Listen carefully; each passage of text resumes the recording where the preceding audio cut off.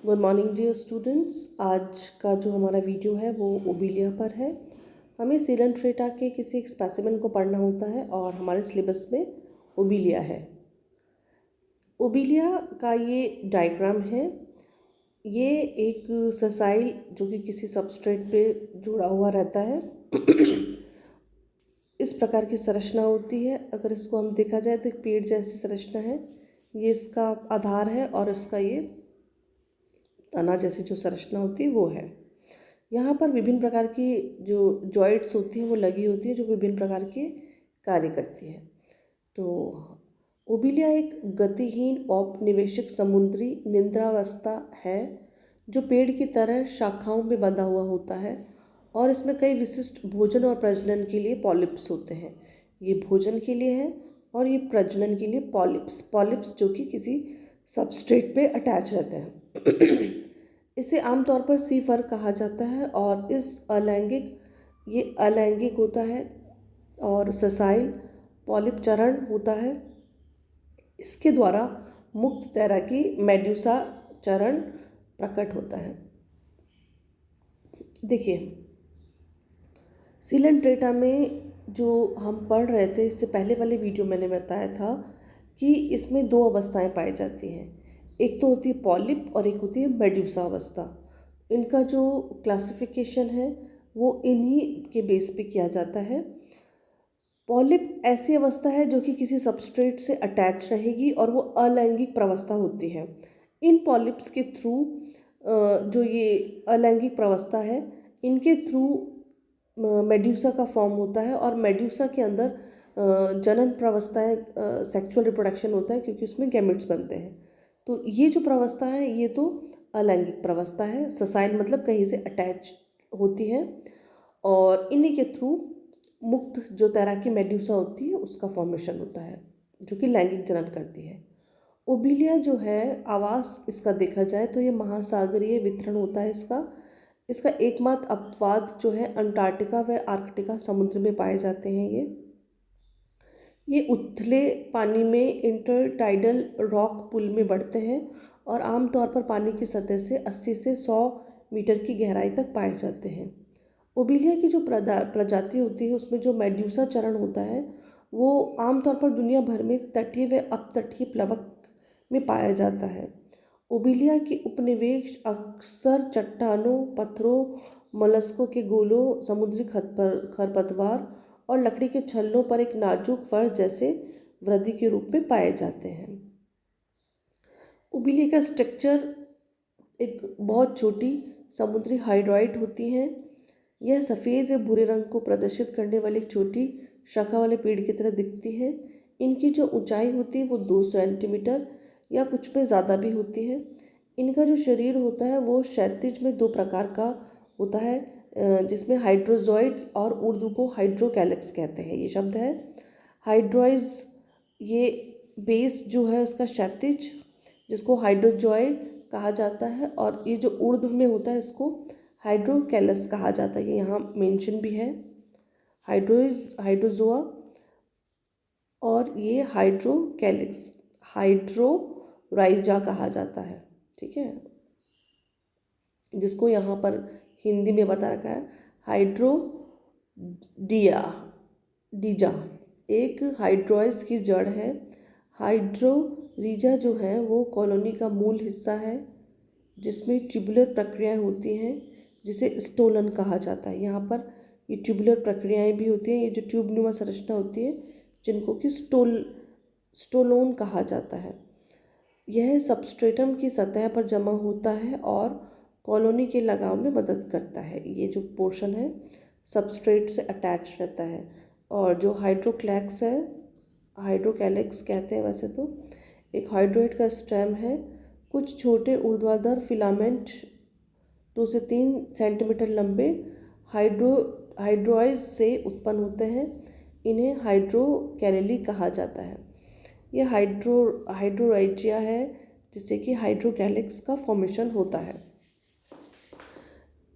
कुछ जो शब्द हैं बच्चों जब हम इंग्लिश से हिंदी में ट्रांसलेट करते हैं तो वो थोड़े डिफरेंट हो जाते हैं। ठीक है, यहाँ पे काफ़ी सारे ऐसे शब्द आएंगे तो आप ये जो इंग्लिश में लिखे हुए हैं उन्हीं को प्रेफर करना। प्रत्येक हाइड्रोकैलिक्स जो होती हैं ये शाखाएं बारी बारी से, जिसमें कि प्रत्येक में पॉलिप में समाप्त होती है। पॉलिप्स को सामूहिक रूप से हाइड्रोनेथ कहा जाता है। अब क्या होता है, ये हाइड्रोकैलिक्स जो होती हैं वो आगे जाके विभिन्न प्रकार के जॉइंट्स में डिवाइड होती हैं और उनका फॉर्मेशन किया जाता है, जिनको कि पूरा अगर हम देखा जाए, जैसे कि यहाँ पर लिख रखा है, हाइड्रोनेथ कहा जाता है, क्योंकि ये यहाँ से एनुअल रिंग बनी है इनकी, और ये इसका कपनुमा संरचना, और इसमें ये जॉइंट्स है, तो इनको टोटल जो है वो हाइड्रोनेथ कहा जाता है। ये हाइड्रोनेथ फंक्शन में पोषण करते हैं और पूरा जो जॉइंट्स है उसको खिलाने में मदद करते हैं। इन्हें गैस्ट्रोजॉइंट्स कहा जाता है। समीपस्थ शाखाओं के अक्ष में बेलनाकार प्रजनन हाइड्रोनेंथ होते हैं। ये जो है ये प्रजनन हाइड्रोनेंथ है, क्योंकि ये प्रजनन से संबंधित होते हैं। इन्हें गोनोजॉइट्स कहा जाता है। गोनोजॉइट्स, ब्लास्टोजॉइट्स या ब्लास्टोस्टाइल कहा जाता है। ये ब्लास्टोस्टाइल है, गोनोथीका, गोनोफोर, तो इसको पूरे को गोनोन्जियम कहा जाता है। ओबिलिया की जो पूरी कॉलोनी है उसमें हाइड्रोइजिया, हाइड्रोकैलिक्स और जो क्वाइनो, ये इसके ऊपर जो आवरण है उसको क्वाइनोकाइम या क्वाइनोसार्क कहा जाता है। ये रहा क्वाइनोसार्क। इसके ऊपर का जो ये मध्य का जो भाग है इसको कोनोसार्क कहा जाएगा, और इसके बाहरी वाले क्षेत्र को, जैसे ये जो अंदर वाला पोर्शन है इसको क्वाइनोसार्क कहा जाता है, और बाहर की तरफ जो है उसको पेरिसार्क कहा जाता है। सार्क मतलब उसके ऊपर जो आवरण है, तो क्वाइनोसार्क अंदर वाले लेयर को, और पेरिसार्क जो बाहर की तरफ आवरण होता है उसको कहा जाता है। क्वाइनोसार्क दो परतों से मिलकर द्विगुणित होता है। इसमें बाहरी एपिडर्मिस होती है, ये यहाँ पर बता रखा है। ये क्वाइनोसार्क की कोशिकाएं हैं जिसमें बाहर की तरफ एपिडर्मिस और आंतरिक जठरांत या जठर ग्रंथियाँ नहीं होती है, जठर कोशिकाएं होती हैं। और इनके मध्य में क्या होता है, ये मीजोगिलिया भरा होता है, जिसमें कि किसी प्रकार की कुछ कोशिकाएं मौजूद नहीं होती हैं।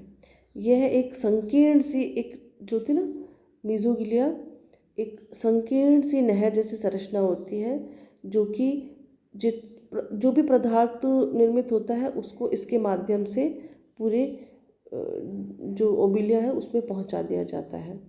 नहर प्रणाली की निरंतरता पूरी कॉलोनी में बचे हुए भोजन को ले जाने में हेल्प करती है। ये यहाँ पे जो भोजन, क्योंकि अभी मैंने बात की, ये दो आप समझ गए होंगे। उसके पश्चात ये यहाँ पे अलग अलग प्रकार के जॉइंट्स हैं, जो कि अलग, ऐसे कह सकते हैं अलग अलग प्रकार के हिस्से जो अलग अलग काम करते हैं। जैसे ये जनन का काम करेंगी, ये भोजन ग्रहण का काम करेंगी।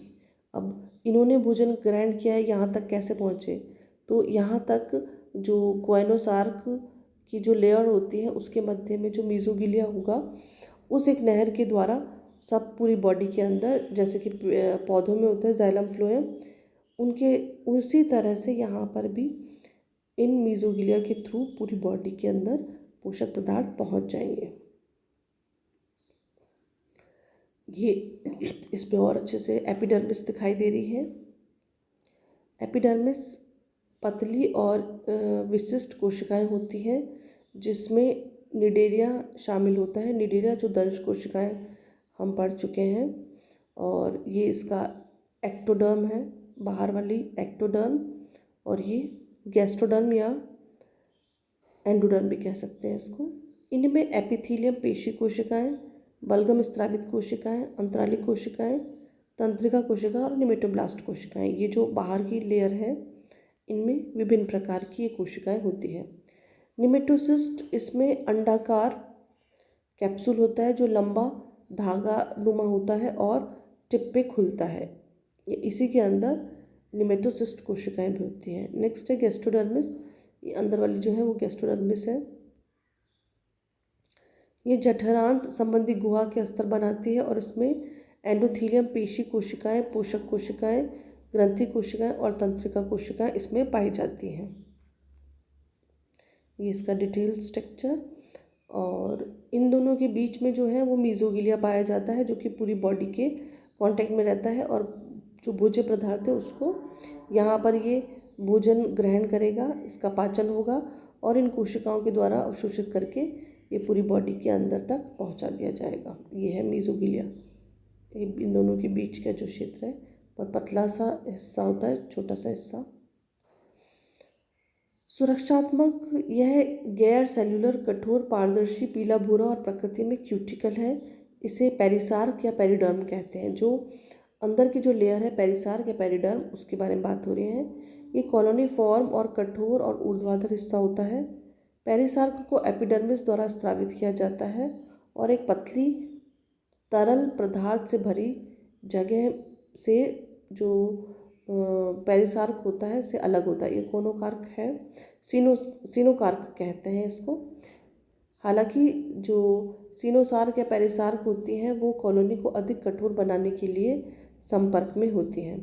कुछ बिंदुओं में पेरिसार्क को लचीला छल्ले के रूप में व्यवस्थित किया जाता है जिसे एन्युलरी कहा जाता है। ये जलधाराओं के बल के कारण लहराते आंदोलन को अनुमति देते हैं। ये इस संरचना के बारे में बात हो रही है। जैसे ये अंदर वाली जो सीनोसार्क है ये एपिडर्मिस के द्वारा स्रावित होती है और ये पेरिसार्क जो है वो बाहर की तरफ है। अब जो पेरिसार्क है उसमें कुछ ऐसी सर्कुलर संरचना बन जाती है जिसको कि एन्युलाई कहा जाता है। तो जो पानी की लहरें होती हैं उससे ये बचाव के लिए होती है। ये एन्युलरी रिंग, ये गोलाकार दिखाई दे रही है, इसको एन्युलरी रिंग कहा जाता है।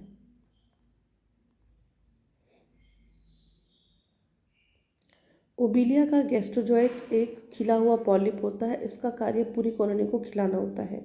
गैस्ट्रोजॉइट्स एक ट्यूबुलर और डिप्लोब्लास्टिक जॉइट्स होता है। इसमें केंद्रीय जठरांत संबंधी गुहा के साथ सीनोसार्क नलिकाएं होती हैं।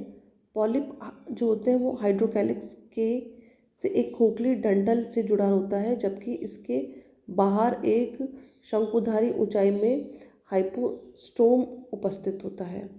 जो हाइपोएपिक भाग होता है सबसे ऊपर वाला, वो उसके ऊपर टेंटिकल्स उपस्थित होते हैं और जो अक्सर 24 होते हैं निमेटोब्लास्ट से भरा होता है। गैस्ट्रोजॉइट्स जो होते हैं वो पेरिसार्क हाइड्रोथीका पारदर्शी होता है और उसके ऊपर मुख जैसी संरचना होती है और वो मुख को अंदर की तरफ ले लेता है। ये है एक गैस्ट्रोजॉइट्स जो कि भोजन को ग्रहण करता है। इस पे टेंटिकल्स होते हैं। इसको पूरे को हाइड्रोनेथ कहा जाता है। एक कपनुमा संरचना होती है ये,